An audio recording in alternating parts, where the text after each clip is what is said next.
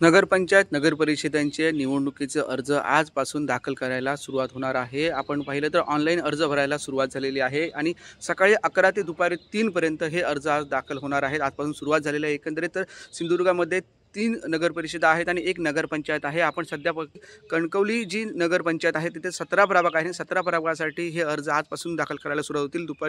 सकाळी 11 ते दुपारी 3 पर्यंत हे अर्ज इथे स्वीकारले जाणार आहेत। आपण बघतो ही कणकवली तहसील कार्यालयाच्या आवारामध्ये हे अर्ज स्वीकारले जाणार आहेत। निवडणूक अधिकारी जे कणकवली तहसीलदार आहेत दीक्षांत देशपांडे यांच्या मार्गदर्शनाखाली ही निवडणूक होणार आहे आणि तशाच पद्धतीने आता सध्या आपण पाहिलं तर अर्ज ऑनलाईन भरण्यासाठी जे उमेदवार आहेत ते उमेदवारांची कागदपत्रांची आता छाननी सुरू आहे। प्रत्येक जण हा आपला कागदपत्र आहे तो तपासून बघत आहे आणि ऑनलाईन अर्ज भरत आहे। ज्यांना लागणारे संबंधित कागद आहेत ते देखील पाहत आहे। पण दुसरीकडे पाहता सध्या सिंधुदुर्ग जिल्ह्यामध्ये महायुती अजूनही महायुतीमध्ये शंका आहे किंवा महाविकास आघाडी होणार की नाही ह्याच्या देखील दोन्ही पक्षामध्ये अजून फायनल कुठला निर्णय झाला आहे। त्यामुळे महायुतीमध्ये शिवसेना पक्ष असेल किंवा उद्धव ठाकरे सेना असेल यांच्यामध्ये शहर विकास आघाडीचा एक पर्याय पुढे उभा आला होता, त्याच्यावर देखील अजून कुठला निर्णय झालेला नाही। तशाच पद्धतीने भाजपकडून देखील अजून जे उमेदवार आहेत तो अजून निश्चित करण्यात आलेला नाही, तरी देखील समीर नलावडे यांचे नाव पुढे येते कणकवलीमध्ये माजी नगराध्यक्ष। तसंच दुसऱ्या बाजूला बघेल तर शहर विकास आघाडीकडून संदेश पारकर यांचं नाव पुढे आलेलं होतं आणि दोन्ही पक्षाकडून अजून महायुती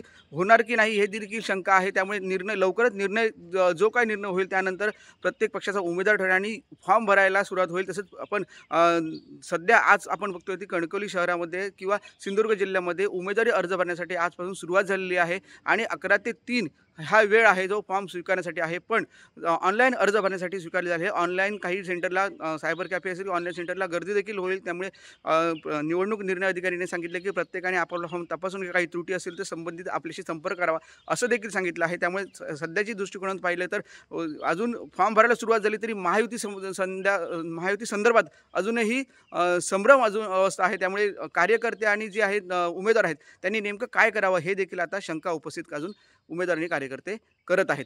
उमेश बुचडे, पुढारी न्यूज, सिंधुदुर्ग।